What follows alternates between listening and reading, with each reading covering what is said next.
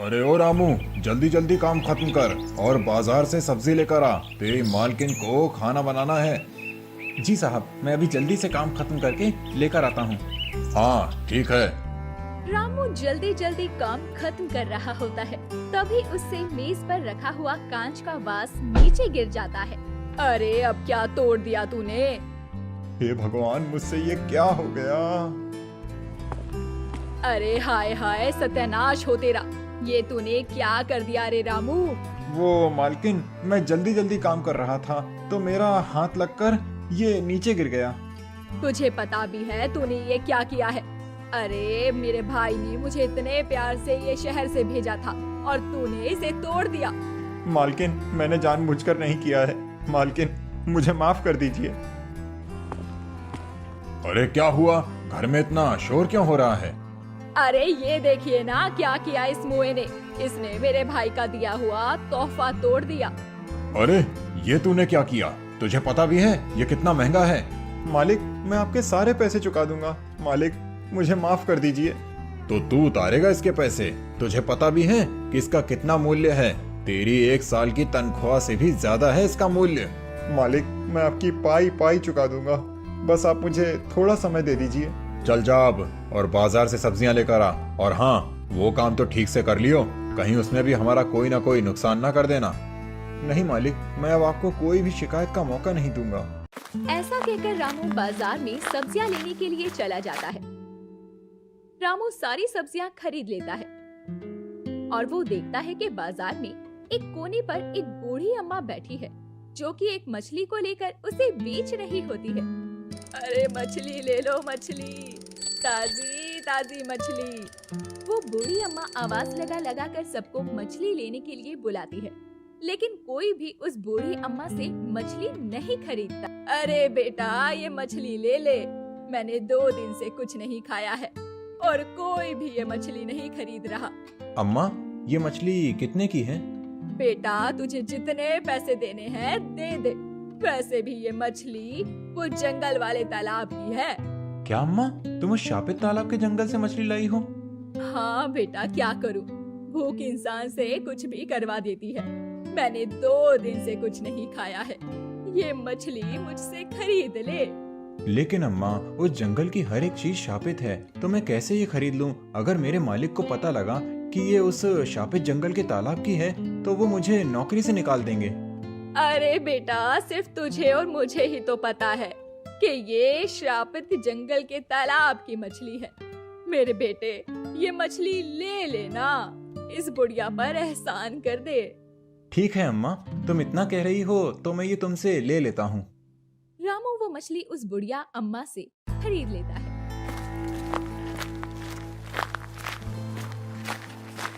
अरे ओ रामू, आ गया तू सब्जी लेकर? अब तूने कोई गलती तो नहीं करी ना? नहीं मालिक। अरे हाय हाय, ये कैसी सड़ी सी बदबू आ रही है। हाँ, बदबू तो मुझे भी आ रही है। ये जरूर कोई बेकार सी चीज लेकर आया है। अरे दिखा रे क्या लाया है जिससे इतनी सड़ी बदबू आ रही है। रामू जैसे ही थैले से सब्जियां निकालता है और जैसे ही वो थैले में रखी हुई मछली को निकालता है, उससे पूरे घर में सड़ी बदबू फैल जाती है। अरे छी छी छी, ये मछली तू किससे लेकर आया है? अरे इसमें से तो बड़ी बदबू आ रही है। मालकिन, बाजार में एक बूढ़ी अम्मा बैठी थी। उन्होंने 2 दिन से कुछ नहीं खाया था और कोई भी उनसे ये मछली नहीं खरीद रहा था, इसीलिए मैंने उनसे मछली खरीद ली। अरे तो इस सड़ी मछली को खिलाकर तू हमें मारना चाहता है क्या? नहीं नहीं मालकिन, वो मुझे उन बेचारी बूढ़ी अम्मा पर तरस आ गया था तो मैंने उनसे ये खरीद ली। हाँ, दूसरों की मदद कर करके तू हमारे घर को खाली कर दे।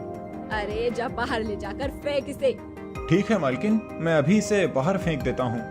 रामू उस मछली को लेकर बाहर फेंकने जाता है कि उस मछली को देखकर उसके मुंह में पानी आ जाता है।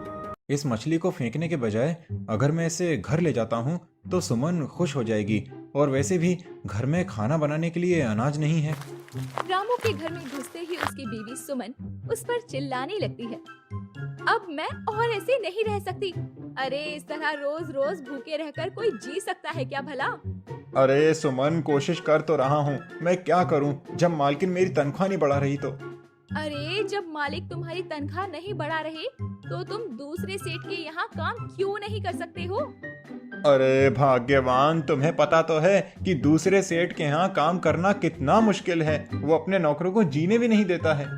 अरे छोड़ो, ये बस बेकार के बहाने हैं तुम्हारे। मैं इस तरह नहीं रह सकती। मैं अपने मायके चली जाऊंगी। हाँ नहीं तो बता दे रही हूँ पहले ही। अरे भाग्यवान, तुम समझ क्यों नहीं रही हो? तुमसे ना कुछ नहीं होगा। तुमसे शादी करके मेरी जिंदगी तो नरक से भी बदतर हो गई है। ओह, अब यहाँ खड़े होकर मुझे क्या देख रहे हो? ये तुम्हारे हाथ में क्या है? अरे वाह, मछली। आज ही इसे पकाती हूँ। और हाँ, घर में कुछ भी सामान नहीं है तो आज तुम्हें उबली हुई मछली बना कर दूंगी। तुम्हें तभी समझ आएगी। वो जैसे ही मछली को काटती है तो देखती है कि मछली के अंदर से एक चमक सी निकल रही थी। अरे ये क्या? इसमें से ये चमक कैसे आ रही है?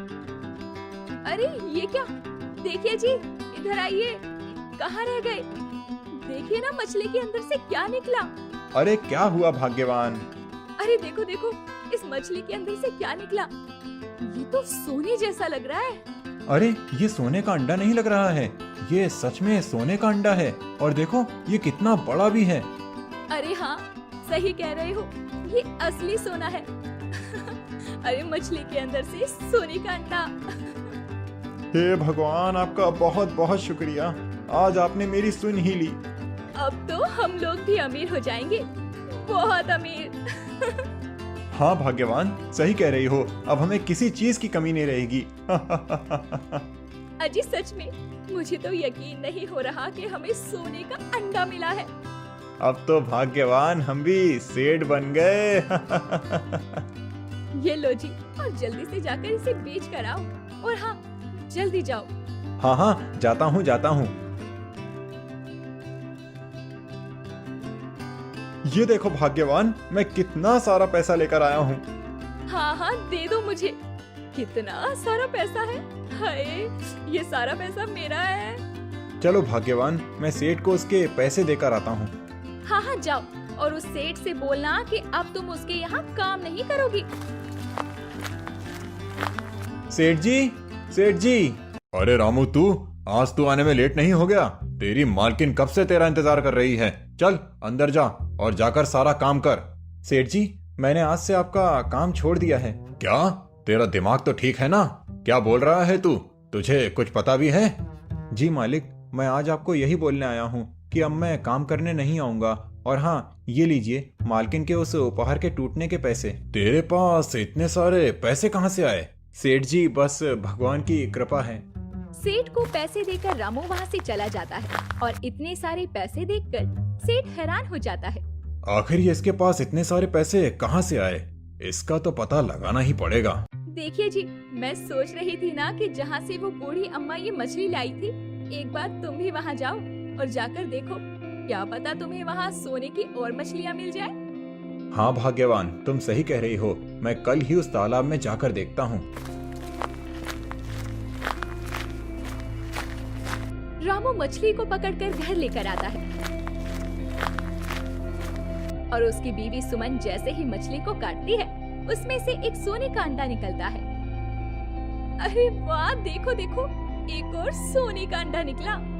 भाग्यवान, अगर ऐसे ही रोज रोज हमें सोने का अंडा मिलता रहा तो हम इस पूरे गांव में तो क्या, शहर के लोगों से भी ज्यादा अमीर हो जाएंगे। हाँ जी, आप सही कह रहे हो। अब देखना हम कितने अमीर हो जाएंगे। हमारे पास गाड़ी, बंगला, नौकर चाकर सब होंगे जो हमारे आगे पीछे घूमेंगे, है ना? मैंने सही कहा ना? हाँ हाँ भाग्यवान, अब हमारे पास सब चीजें होंगी। अब रामू हर रोज उस तालाब के पास जाता है और वहाँ से एक मछली को पकड़कर ले आता है और घर में उसकी बीवी सुमन मछली को काटकर सोना निकालती है। देखते ही देखते रामू गांव का सबसे अमीर आदमी बन जाता है। अब उसके पास एक बड़ा सा घर था और घर के बाहर गाड़ी और नौकर चाकर सब हो गए थे। अब तो गांव के लोग भी उन लोगों को देखकर बातें बनाने लगे थे। अरे अजी, सुनते हो? तुम्हें पता है उस रामू के पास कितना पैसा आ गया है? उसने एक बंगला खरीद लिया है और अब वो गांव का सबसे अमीर इंसान बन गया है।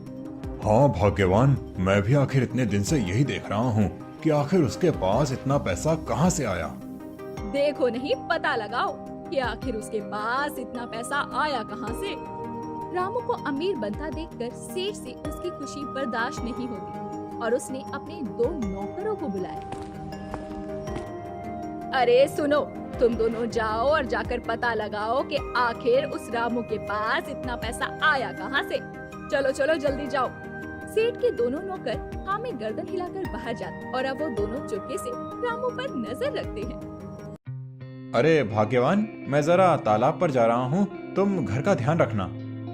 ऐसा कहकर रामू उस श्रापित जंगल के तालाब के पास जाता है और वो दोनों सेठ के नौकर भी रामू का पीछा करते हुए तालाब के पास पहुंच जाते हैं। भाग्यवान, लो ये मछली ले आया हूँ। जैसे ही सुमन मछली को काटती है, उसमें से सोने का अंडा निकलता है। ये सब देखकर सेठ के नौकर हैरान हो जाते हैं और भागते हुए जाकर वो दोनों सेठ को सारी बात बताते हैं। अच्छा, तो उस रामू के पास पैसों की बारिश ऐसे हो रही है। अरे जी सुनिए, मुझे नहीं पता, मुझे भी उस तालाब से मछलियाँ लेकर आनी है। ऐसा कहकर वो दोनों उस श्रापित जंगल के तालाब के पास जाते हैं और जैसे ही जाल फेंककर मछली निकालते हैं तो उस जाल में से एक मछली फंस जाती है। अरे सुनिए ना, क्यों ना हम इस तालाब की सारी मछलियाँ निकाल लें, जिससे हम सबसे अमीर हो जाएंगे। अरे तालाब का सारा पानी तो खाली कर दिया, लेकिन इसके अंदर तो एक भी मछली नहीं है। मछलियाँ कहाँ गई? हाँ भाग्यवान, मैं भी यही देख रहा हूँ कि आखिर इस तालाब की सारी मछलियाँ कहाँ गईं। अजी अजी, ये क्या हो रहा है? हम ऐसे तालाब में कैसे घुसते जा रहे हैं? अरे अरे, ये क्या हो रहा है? मुझे तो कुछ समझ में नहीं आ रहा है। अरे बचाओ, अरे कोई तो बचाओ, अरे तुम कुछ करो ना। अरे मैं क्या करूं, मैं तो खुद अंदर घुसा जा रहा हूं। बचाओ बचाओ, ये हमारे लालच का फल है, ये श्रापित जंगल का तालाब है। अरे अरे कोई तो बचाओ, अरे हम अंदर जा रहे हैं, अरे कोई तो बचाओ, अरे अब क्या होगा? अब कुछ नहीं होगा, ये हमारे लालच का फल है। बचाओ, कोई बचाओ, कोई बचाओ। ऐसे ही दिलचस्प कहानियाँ देखने के लिए हमारे चैनल स्टोरी टेल्स को सब्सक्राइब करना ना भूलें। एक गांव में मुकेश नाम का एक आदमी था जो काम की तलाश में इधर उधर घूमता है और पूरा दिन काम न मिलने की वजह से वो बहुत परेशान हो जाता है। और रात को जब वो थक कर अपने घर जाता है तो घर में घुसते ही उसकी पत्नी उससे पैसे मांगती है। अजी सुनिए, मुझे कुछ पैसे दे दीजिए, मुझे सोनिया को कल मेले में लेकर जाना है। क्या? मेरे पास तो खाने के लिए भी पैसे नहीं हैं। क्या आपके पास पैसे नहीं है? पैसे नहीं है कहने से घर का खर्चा थोड़ी ना चल जाएगा। मुझे नहीं पता, आप जाओ और कहीं से भी पैसे लेकर आओ। पुष्पा, तुम ही बताओ, मैं कहाँ से पैसे लाऊं? जिनसे पैसे लेने थे उन लोगों ने पैसे देने से मना कर दिया। काश मैंने तुमसे शादी करने से मना कर दिया होता तो आज मैं सुख से रहती। जब से मैंने तुमसे शादी की है तब से एक दिन भी सुख से नहीं रह पाई हूँ। कभी सोचा है तुमने, कभी मेरे लिए या हमारी बेटी के लिए क्या किया है? आखिर सोनिया तुमसे इतना प्यार करती है, लेकिन कभी तुमने उसके प्रति पापा होने का कोई फर्ज निभाया ही नहीं। ऐसा कहकर रोते हुए पुष्पा वहाँ से चली जाती है और मुकेश देर रात तक मन ही मन पुष्पा के कहे शब्दों को सोचता है कि मैंने कभी अपनी पत्नी और बेटी को कोई सुख नहीं दिया। वो यही बात सोचता है और परेशान होकर बाहर चला जाता है और थोड़ी दूर चलते चलते वो जंगल में चला जाता है। वहाँ जैसे ही वो पहुँचता है उसे वहाँ एक तालाब दिखाई देता है जिसके पास एक लकड़ी की तख्ती दिखाई देती है जिस पर लिखा होता है सावधान और नीचे लिखा होता है इस तालाब में जो भी कूदता है वो कंकाल बनकर ही बाहर आता है। ये पढ़कर मुकेश मन ही मन सोचने लगता है कि मैं भी इस तालाब में कूदकर अपनी जान दे दूं। इस रोज रोज की चिकचिक भरी जिंदगी से तो कंकाल बनकर ही रहना बेहतर है। फिर ऐसा कहकर मुकेश तालाब में कूद जाता है और जैसे ही वो तालाब में कूदता है तभी तालाब में एक बवंडर आता है और मुकेश को बाहर फेंक देता है। अरे मुझे ये क्या हुआ? मुझे ऐसा महसूस हो रहा है कि मैं पहले से और भी ज्यादा ताकतवर और फुर्तीला हो गया हूँ। तभी तालाब में से आवाज आती है, नहीं, ये सच है। ये आवाज सुनकर मुकेश बहुत डर जाता है और डरते हुए इधर उधर देखते हुए बोलता है। कौन है यहाँ? जो भी है सामने आओ। तभी तालाब से कुछ पानी निकलकर बोलता है। मैं तालाब बोल रहा हूँ, एक जादुई तालाब। तालाब को ऐसे बोलते देखकर मुकेश और ज्यादा डर जाता है। अरे तालाब कैसे बोल सकता है? मैं तालाब ही हूँ, और जो भी मेरा इस्तेमाल सोच कर करता है उसका उल्टा ही होता है। जो भी मुझ में स्वस्थ होने के लिए कूदे उसका उल्टा हुआ, वो मरकर कंकाल बनकर ही निकले। अरे फिर तो आप मेरे बहुत काम आ सकते हैं। काम तो आ सकता हूँ, लेकिन उल्टे कामों में, क्योंकि मैं कोई भी काम सीधा नहीं करता हूँ। अब समझ गया मैं तालाब जी। मुकेश इधर उधर देखता है और उसे तालाब के पास में ही एक खाली मटका रखा हुआ दिखता है और वो उस मटके को उठाकर तालाब के पास आता है और फिर तालाब हंसते हुए उस मटके में चला जाता है और फिर मुकेश उस मटके को लेकर घर जाता है। घर पर उसकी बीवी पुष्पा रसोई में खाना बना रही थी। पुष्पा! अरे क्या हो गया? क्यों घर को सर पर उठा रखा है? पुष्पा, हमारे पास कुछ रुपए हैं क्या? क्या पागल जैसी बातें कर रहे हो? मेरे पास पहले रुपए कहाँ से आएंगे? अरे 1-2 रुपए दो। वैसे भी घर की औरतों के पास 2-5 रुपए तो निकल ही जाते हैं। हाँ रुकिए, देखती हूँ। फिर पुष्पा रसोई में जाती है और चीनी के डब्बे में से 10 रुपए निकाल कर लाती है। ये लो जी, बस यही 10 रुपए थे मेरे पास, ये ले लो तुम। हमारे पास ये भी रुपए न बचे। जी क्या बोले जा रहे हो? मैंने कल सोनिया को मेले में ले जाने के लिए रखे थे और तुम उसे भी नहीं बचा रहे। जैसे ही वो मटके में पैसे डालता है, वैसे ही मटके में से 7 गुना और ज्यादा पैसे निकलकर मुकेश की जेब में आ जाते हैं। हाँ, हे भगवान, ये क्या जादू है? बीवी जी, देखा इस मटके में रखे तालाब के जादुई पानी का कमाल। और हाँ, इसे सिर्फ उल्टा काम करने की आदत है, इसीलिए मैंने रुपए खत्म करने की बात की तो इसने मेरी जेब रुपयों से भर दी है। भगवान का शुक्रिया है कि ये सही हाथों में आया है। इससे तो हम हर चीज को खत्म करके भर सकते हैं। फिर मुकेश उस मटके को लेकर बाहर जाता है और थोड़ी दूर पर देखता है कि एक गांव के काका जी के साथ एक लालाराम सेठ खड़ा है और सेठ अपने शरीर पर हो रहे चर्म रोग से परेशान हो रहा है। अरे लालाराम, तुम रो क्यों रहे हो? सब ठीक हो जाएगा। तभी मुकेश वहाँ आकर बोलता है। अरे काका जी, ये तो दूसरे गांव के बहुत बड़े लालाराम सेठ हैं। इन्हें क्या हुआ है? ये इतने रो क्यों रहे हैं? और इनके पास तो करोड़ों की दौलत है। हाँ, पर दौलत तो मेरे किसी काम की नहीं है। देखो, मेरे शरीर पर चर्म रोग हो गया है और ये ठीक होने का नाम ही नहीं लेता और धीरे धीरे पूरे शरीर में फैल गया है और इसकी वजह से मेरा पूरा शरीर सड़ जाएगा। हे भगवान, ये तो बहुत बुरी बीमारी है। मैंने सुना है कि तुम दुआ भागवत जानते हो। अपनी दुआ से मेरे शरीर के चर्म रोग को ठीक कर दो। मैं तुम्हें मुंह मांगे पैसे दूंगा। 1 लाख, 2 लाख, 10 लाख, जितने तुम मांगोगे मैं दूंगा। 10 लाख रुपए? तभी मुकेश मटके से हाथ में पानी लेकर बोलता है। तुम्हारे पूरे शरीर की चमड़ी पूरी तरह से सड़ जाए। ये क्या बकवास कर रहे हो? तुम्हारी इतनी हिम्मत जो तुम मेरे बारे में ऐसा बोल रहे हो? मैं अपनी तलवार से तुम्हारा सर धड़ से अलग कर दूंगा, जो तुम मुझे दुआ की जगह बद्दुआ दे रहे हो।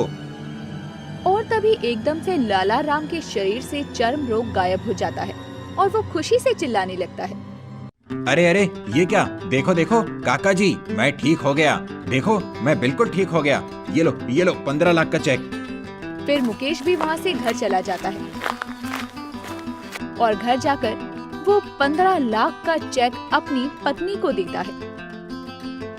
अरे 15 लाख का चेक! भगवान की कृपा से अब हमारी सारी परेशानियां खत्म हो जाएंगी।